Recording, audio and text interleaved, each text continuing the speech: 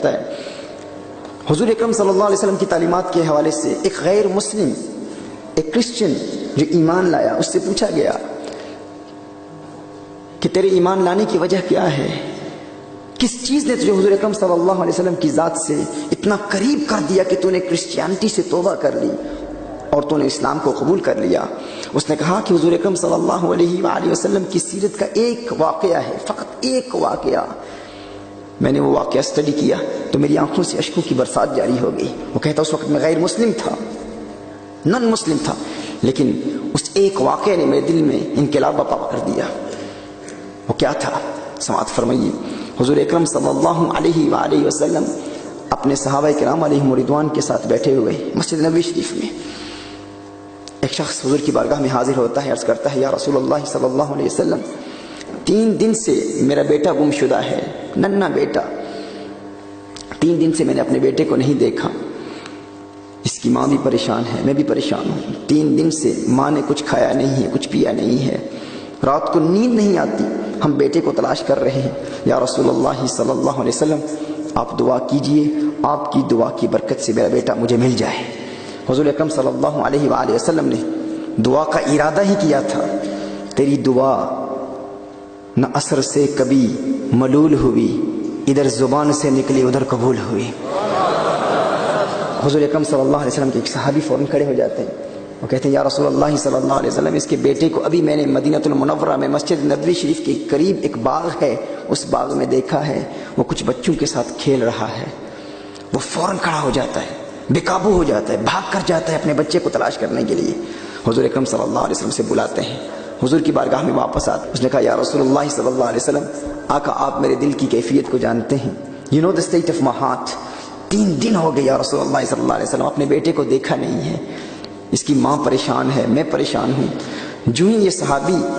انہوں نے اطلاع دی کہ میرا بیٹا مدینہ المنورہ میں ایک باغ میں کھیل رہا ہے بچوں کے ساتھ،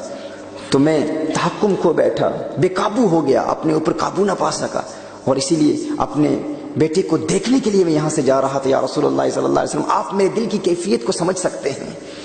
حضور اکرم صلی اللہ علیہ وسلم نے ارشاد فرمایا بلانے کا ایک مقصد تھا، ایک ریزن تھی، میں نے اس لیے تجھے بلایا۔ حضور اکرم صلی اللہ علیہ وسلم نے ارشاد فرمایا جب تو اپنے بیٹے کو دیکھے گا تو اسے بیٹا کہہ کے نہ پکارنا، ابنی نہ کہنا، اسے نام سے پکارنا، اس کا جو بھی نام ہے اس نام سے پکارنا، یہ نہ کہنا میرے بیٹے۔ اس نے کہا یا رسول اللہ صلی اللہ علیہ وسلم اس کی حکمت کیا ہے، وزڈم کیا ہے؟ اب غور کیجئے، یہ وہ جملہ ہے جس کی وجہ سے ایک غیر مسلم ایمان لا چکا ہے۔ مثال تم آپ صلی اللہ علیہ وسلم کی عظمتوں کے ترانے الاپ رہا ہے، ایک جملہ، وہ کیا تھا؟ اس نے پوچھا یا رسول اللہ صلی اللہ علیہ وسلم اس کی حکمت کیا ہے، میں کیوں نہ اسے بیٹا کہوں؟ حضور اکرم صلی اللہ علیہ وآلہ وسلم نے ارشاد فرمایا 3 دن سے تو نے اپنے بیٹے کو دیکھا نہیں ہے، اب جب اچانک تو اپنے بیٹے کو دیکھے گا تو تیرے کلام میں بلا کی مٹھاس ہوگی، اس قدر پیار ہوگا، تو جب انتہائی پیار سے اپنے بیٹے کو پکارے گا، ہے میرے لختے جگر، ہے میرے چاند، ہے میری آنکھوں کے تارے، ہے میرے پیارے، ہے میرے بیٹے، تو مجھ محمد کو یہ اندیشہ ہے کہ کہیں ان بچوں میں کوئی یتیم نہ ہو، وہ جو باقی بچے کھیل رہے ہیں ان میں کوئی یتیم اگر ہوا تو اس یتیم کو تکلیف ہوگی اور وہ کہے گا کاش میرا باپ بھی زندہ ہوتا، کہتا ہے میرے بیٹے، ہے میرے پیارے۔ اس لیے میں کہہ رہا ہوں کہ بیٹا گھر جا کے کہہ لینا، لاڑ گھر جا کر لینا، پیار کا اظہار گھر جا کر لینا، ان بچوں کے سامنے نام سے پکارنا۔ وہ غیر مسلم کہتا ہے حضور اکرم صلی اللہ علیہ وسلم کا فقط یہ ایک جملہ تھا جس نے میرے دل کی کایا پلٹ دی، اور مجھے یقین ہو گیا یہ پیغمبر امن ہے جسے لوگوں کے اولاد کے دل میں پیدا ہونے والے خیالات کا احساس ہو، ان کے دلوں کی کیفیات کا احساس ہو، وہ پیغمبر دہشت نہیں ہو سکتا، وہ یقیناً پیغمبر امن و آشتی و محبت اور وفاداری ہے۔